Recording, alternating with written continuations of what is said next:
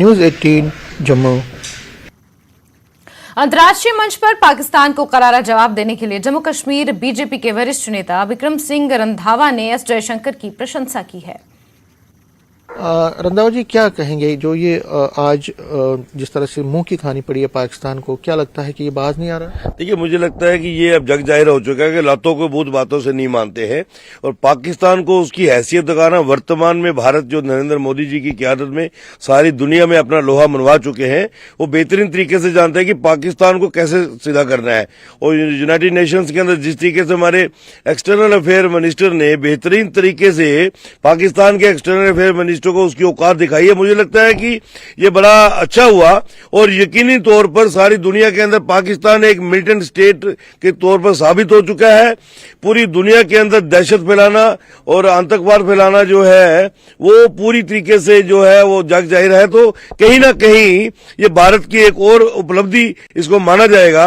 बेहतरीन तरीके से हमारे external affair minister S Shankar ji जो है भारत की नुमाइंदगी कर रहे हैं और पाकिस्तान को किस तरीके से हाशिए पे लाना है ये वर्तमान में भारत की सरकार बेहतरीन तरीके से जानती है।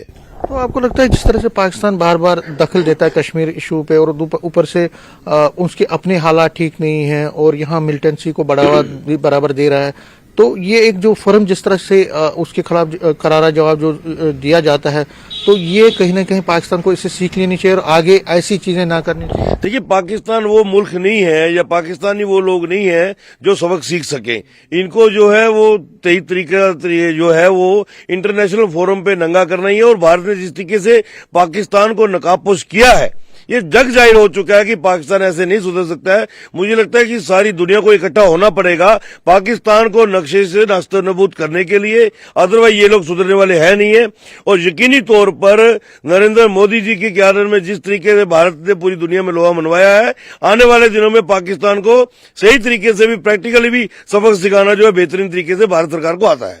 तो ये जो चीजें वो हर पे इस्तेमाल करता है इंटरनेशनल कम्युनिटी को, लेकिन उनके मुस्लिम कंट्रीज जो है, इस्लामिक कंट्रीज भी, वो भी इसको घास नहीं डाल रहे हैं। आपको लगता है कि जो पाकिस्तान है दिवाली के कगार पर तो है ही, वो आपको लगता है कि एक फ्रस्ट्रेशन है उसकी, इसलिए वो हर जगह पे इस कश्मीर इशू को उठाता है? देखिए, आर्थिक तौर पर भी पाकिस्तान नंगा हो चुका है।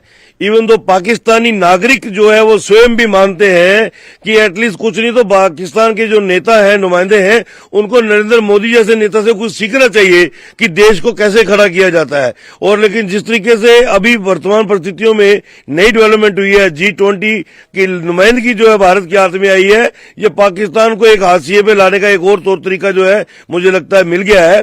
अब G20 नेशंस को भी तय करना पड़ेगा कि ऐसे मुल्क का क्या कर रहा है जिसने आतंकवाद जो है पूरी दुनिया में फैलाने का बीड़ा उठा रखा है। कह रहे हैं कि जो पाकिस्तान है वो एक फ्रस्ट्रेटेड कंट्री है और जो ये हरबे इस्तेमाल करता है इंटरनेशनल बॉडीज में, इंटरनेशनल प्लेटफॉर्म पर कश्मीर इशू को उठाता है, लेकिन जिस तरह से भारत के जो खासकर जो फॉरेन मिनिस्टर है, जिस तरह से उनको करारा जवाब दिया जा रहा है फॉरेन मिनिस्टर की तरफ, हमारे फॉरेन मिनिस्टर की तरफ से, ये इस बात को दर्शाता है कि पाकिस्तान अब आइसोलेशन के कगार पे है। पाकिस्तान को अब कोई पूछ नहीं रहा है और जो हमारी फॉरेन पॉलिसी है वो उसका डंका न सिर्फ हिंदुस्तान में बल्कि पूरे वर्ल्ड में अब बज रहा है। कैमरामैन आशु के साथ में समीर भट्ट, न्यूज़ 18 जम्मू।